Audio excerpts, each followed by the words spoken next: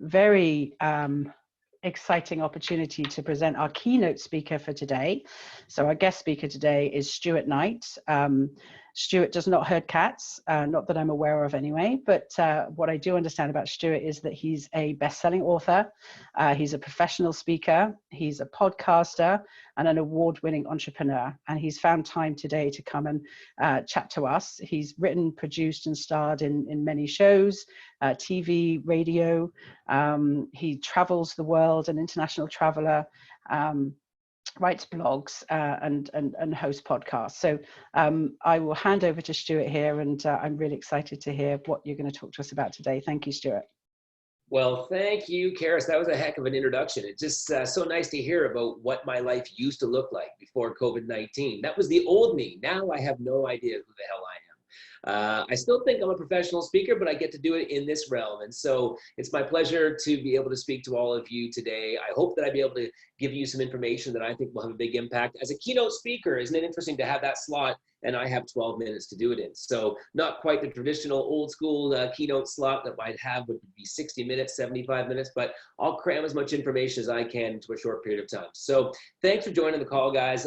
It's really great that you're taking time out of your day to really do what you need to do in order to really add value to your own life and to do what you can to be a great leader in the work that you're doing today. So I'm going to speak to you about something called powerful conversation. I'm going to talk about human relationships, and I'm going to start sharing my screen now so I can move along here with a couple of slides that I have for you.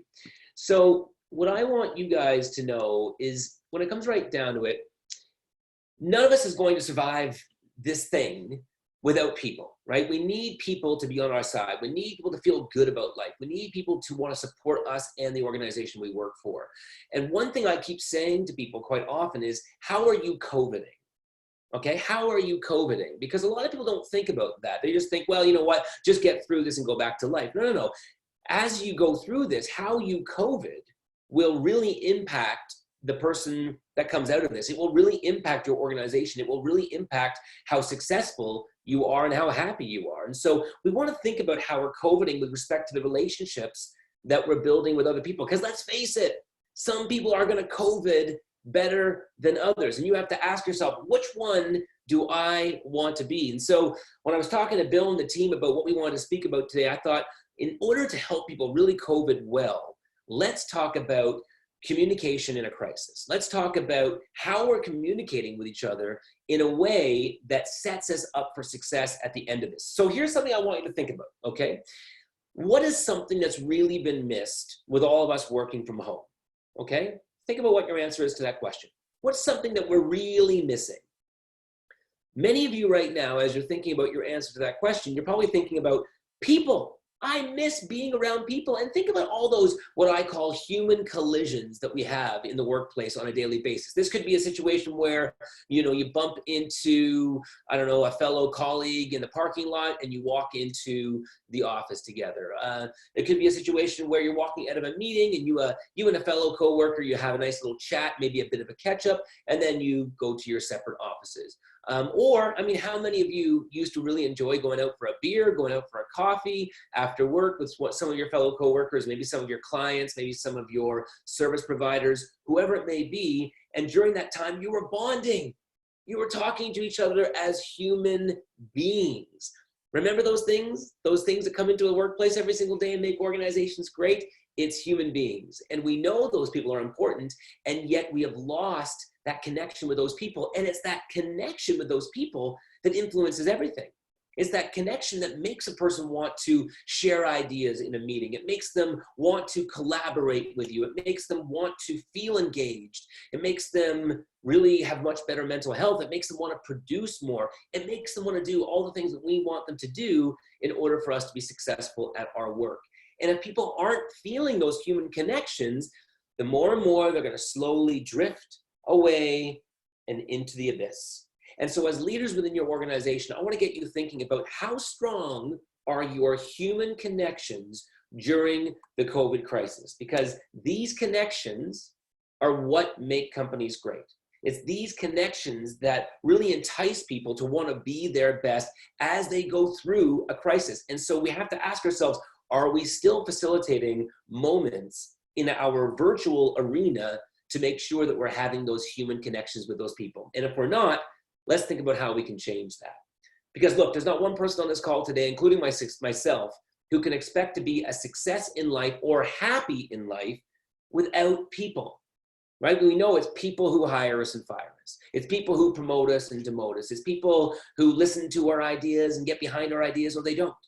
It's people who choose to work hard for us if there's somebody that we manage, or they don't. And it's people who choose to, as Karis was just so aptly talking about, they choose to sing the praises of the organization to other people, or they don't. And they do those things based on the way that we make them feel. Hey, look, even in our personal lives, it's people who choose to fall in love with us, or they don't. It's people who choose to stay in love with us, or they don't. It's people who choose to be our friend or want to be part of our network or just be a good neighbor. I mean, all of these things, they're choosing whether they want to do them or whether they don't want to do them, whether it's in the business setting or the non-business setting, based on the way that we choose to make them feel. Okay, so here's a question I want to ask you right now. When someone has a conversation with you and they walk away from that conversation, how do they actually feel? Think about your answer to that right now. Okay, think about, like, how do people actually feel when I talk to them? Something that most people never ask themselves. All right, let me go a little bit more down that rabbit hole. When somebody has a conversation with you and they walk away from that conversation, this could be a coworker, a client, it could be a service provider, someone you manage. It could be somebody who you've just had an interview with. It could be somebody who's in your personal life. Do those people feel interesting? Or do they feel intriguing? Like someone walks away from a conversation with you like, oh my God, I'm actually pretty intriguing. Do they feel like they're an exciting person? Do they feel important? Do they feel like they matter? In fact, do they feel like their story was heard? Well, you see, you want to know the answer to these questions, because the more you make a person feel interesting, the more you make them feel exciting, the more you make them feel important, or that they matter, or that their story was heard, the more you make that person want to collaborate. The more you make that person want to feel engaged, the more you make that person want to answer questions and get involved, the more you make that person want to get behind your ideas or work hard for you. And in our personal lives, the more you make a person want to fall in love with you, stay in love with you, to want to be your friend or to be a good neighbor or to be part of your network. And every time we speak to somebody is a new chance to make them feel all these things. And yet, not only when we were actually going to work together were we missing these things, but now that we're in a virtual space, we're missing it more than ever. And so we need to bring it back. We need to bring it back because it is these types of human connections that we have with people that really makes all the difference. As Kara said, it's what influences the culture. Do you have a culture where people get to know each other, where people laugh with each other? Do you have a culture where people get to share some of their personal sides of their life with each other? Because guess what? That's okay. And all great leaders understand that that's an important part of business. And Karis was saying that, I think it was something along the lines of 1/3 of all people leaving jobs do it because they don't really enjoy the company culture. Well, let's go a little further with that. And let's remind ourselves that that culture is based on how you feel about the people that you're working with. And I've always said people don't leave jobs, they leave people. And so we want to make people not want to leave the organization during this time, because we want them to stay with us, because we want them to feel like they're part of the team, and we do it through human connections. Now, specifically what we want to do is we want to bring a space back to our day-to-day routine where we make people feel like we are actually not just being friendly with them, but we are actually being fascinated by them.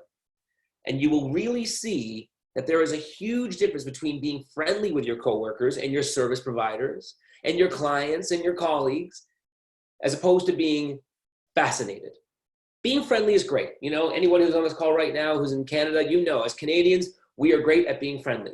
But I want you to think about whether or not today you could raise your game and start being fascinated by the people that you're interacting with in your meetings, by the people that you are managing, by the people that you do business with. And what would that do to your bottom line? How would that change the way that people feel?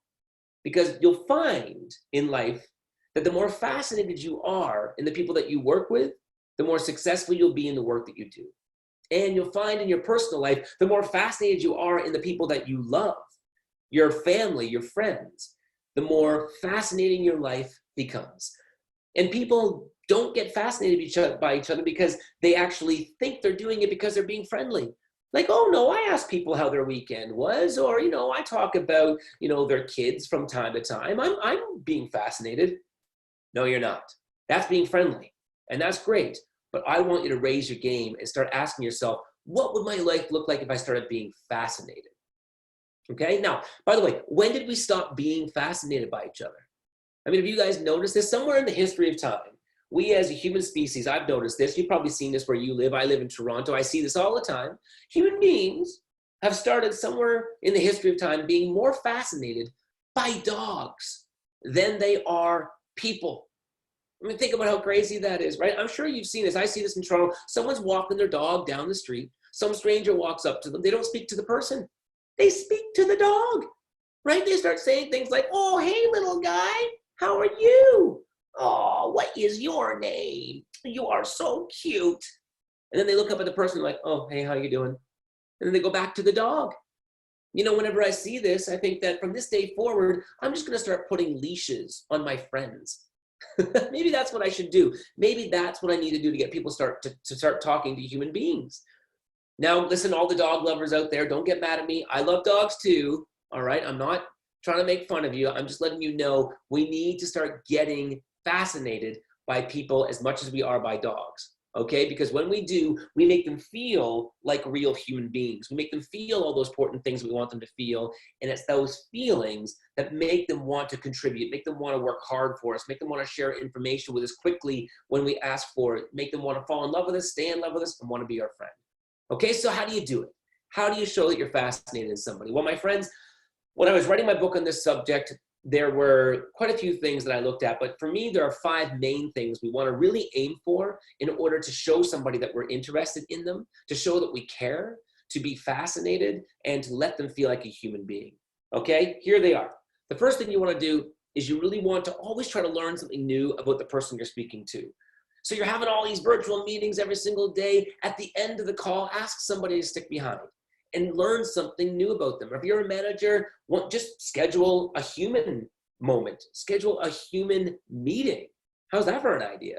Just say, hey, we're not going to talk about work. We're going to talk about life. This is something I do with a lot of clients. I get them speaking to each other, and they realize how important that component of their job used to be. So get to know them. Learn new things about them. I've seen so often when I go and I speak at my corporate events, people who say that they know somebody, they think they know somebody, but they actually don't know that person as well as they think they do. In fact, I used to see this all the time. I used to produce a big musical in Toronto, and at the end of the show, I would thank everyone for coming, and then I'd invite them to stay and go back to the bar, grab a beer, and get to know each other. And I would go out and I'd mingle with people, and I might be speaking to, let's say, a couple of ladies at the end of the show. And I'd say, oh, well, how'd you guys like the show tonight? And one of them would come back and would say to me, oh my God, it was really great. You don't normally see things like this in the city very often, do you? I say, no, it's true, you don't. Well, out of curiosity, how long have you been living in the city? And she'd come back and go, oh gosh, I've been living here for like 15 years. To which I would say, oh, 15 years, that's awesome. So, what would you say is, one of your favorite things about living in the city?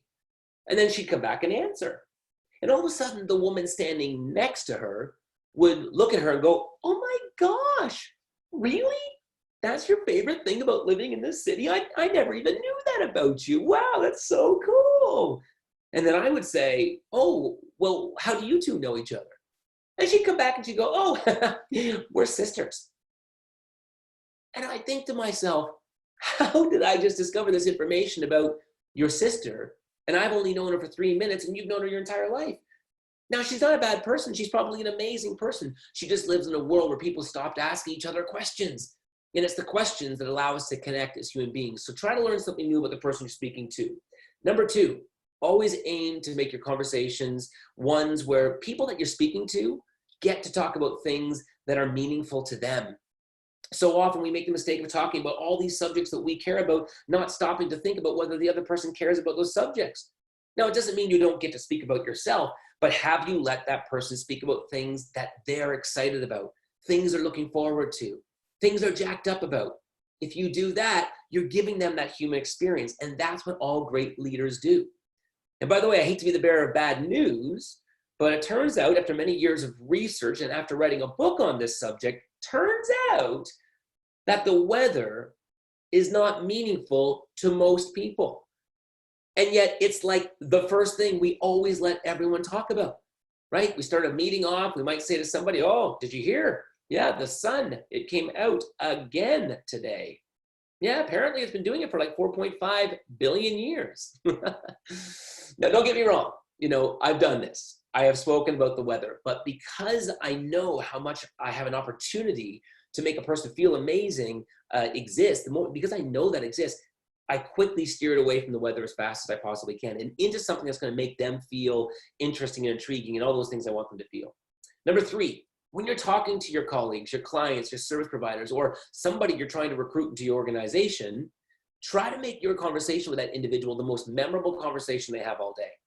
Now, you're not going to hit this target every single conversation you have, but as we all know, you never hit a target you don't aim for.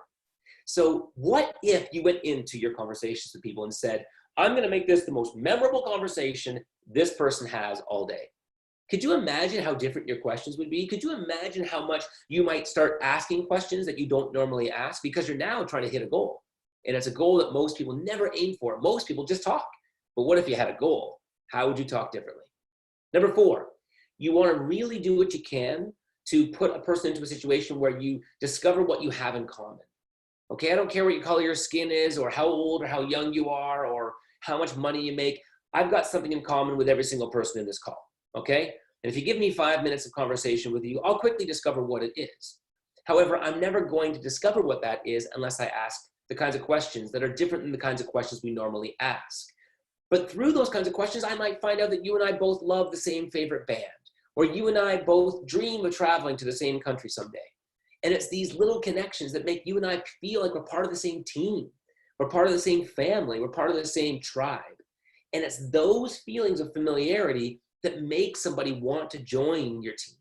It makes somebody not want to leave your team because they don't know if they're going to go to some other company and discover that they don't have the same vibe with those people. In fact, they'll even take less money here than they will over there for fear of losing this great thing that they've got in this culture. It's this connection that makes people want to work hard for you and do all the things we want them to do. Okay? Number 5, try to make your conversations more fun. We're in a crisis. My God, let's laugh. Let's have some fun. Let's ask some questions once in a while that are human related that make a person tell us a funny story about something that happened to them when they were a child. Because look, we're going to get through this. We might as well get through it laughing from time to time as well. So try to create conversations that make your engagements more fun because these virtual meetings can get boring and they can get tiring. So we need to be leaders within our organizations and make them a bit more fun. So schedule time to do that, okay? So learn something new about the people you're speaking to on a daily basis. Make it meaningful to them. Discover what you have in common with that person. Make it the most memorable conversation they have all day and make it more fun. And the more you do this, the more you're going to find yourself having people on your team and within your organization or the people you do business with, the more often you're going to make them feel interesting and intriguing and exciting and important and that they matter and that they can trust you. And the more often you do that, the more often you're going to achieve one of the most important goals in business, and that is to influence people in a way where they want to respect, admire, value, and like you.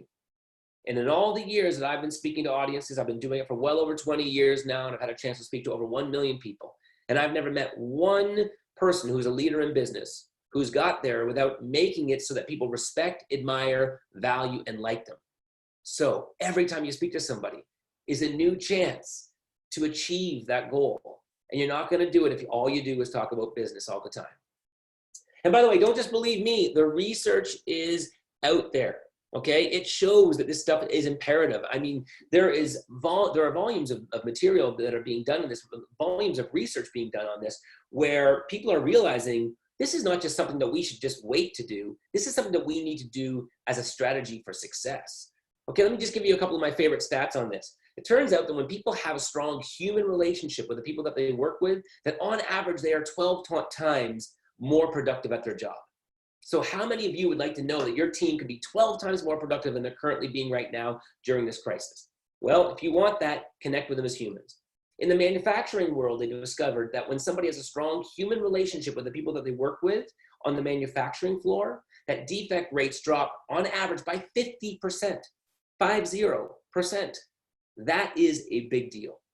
And not just in the business life, but in your personal life. Research is showing that these human connections really make a difference. In fact, they've now discovered that they can better predict how long you're going to live, whether you will have a disease in this lifetime, or whether you will suffer from a mental health issue by knowing how strong your human relationships are, better than they can by knowing whether you smoke cigarettes, what kind of food you eat, and how much you exercise.